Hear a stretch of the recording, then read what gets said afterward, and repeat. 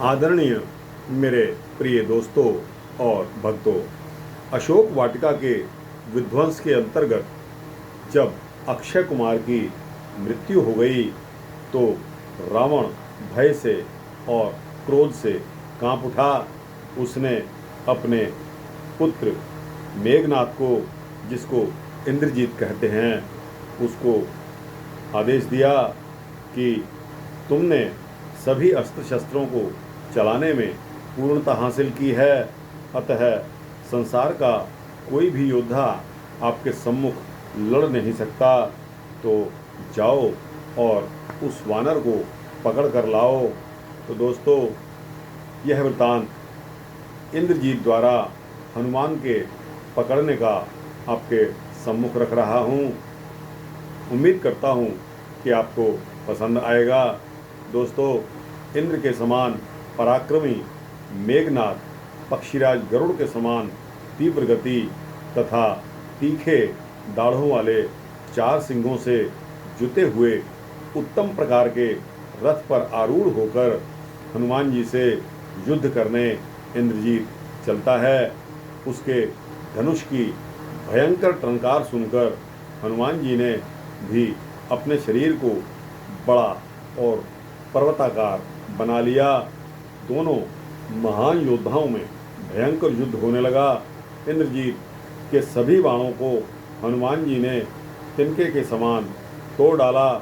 मेघनाथ ने हनुमान जी को हराने का हर संभव प्रयत्न कर लिया, लेकिन सारे उसके प्रयास विफल रहे।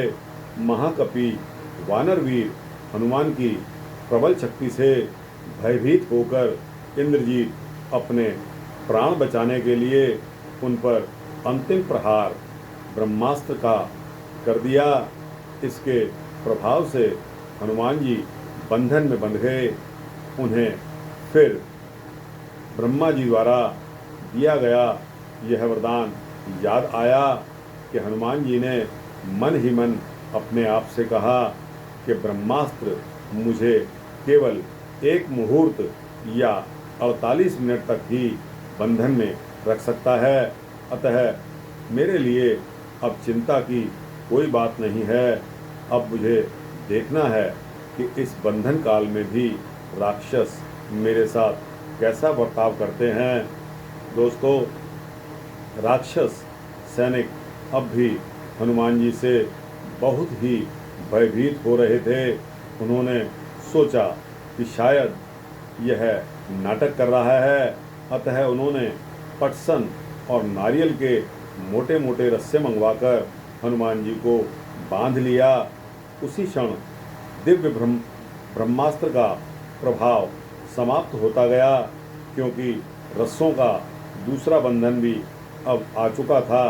अतः अब हनुमान जी किसी भी क्षण अपने आप को मुक्त कर सकते थे, क्योंकि ब्रह्मा जी के अस्त्र को दोबारा प्रयोग नहीं किया जा सकता था।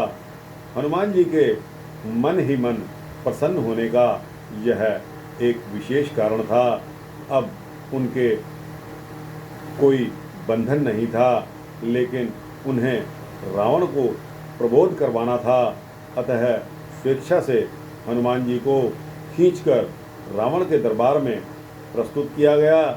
सारे नर नारी हनुमान जी को बंधन में देखकर उनका अपमान करने लगे। उन्हें यह बोध नहीं था कि जो राम भक्त का अपमान करता है वह अपना विनाश करवाता है। दोस्तों, अंत में जब लंका पर जीत हुई तो उसमें भी हनुमान जी का बहुत बड़ा रोल था। तो दोस्तों, यह वृत्तांत सूक्ष्म जो कि यहाँ तक ही आज मैं आपको सुना पाऊँगा। अगली बार हनुमान जी का रावण को प्रबोधन का वृत्तांत आपके समक्ष रखूँगा। तो दोस्तों, तब तक के लिए आपसे इजाज़त मांगता हूँ। यह वृत्तांत आपको कैसा लगा? अच्छा लगा हो तो इसको लाइक और शेयर करके अपने मित्रों, भक्तों, जिज्ञासुओं को अवश्य भेजना। और इसी तरह के वृत्तांत पाने के लिए इस चैनल को सब्सक्राइब करना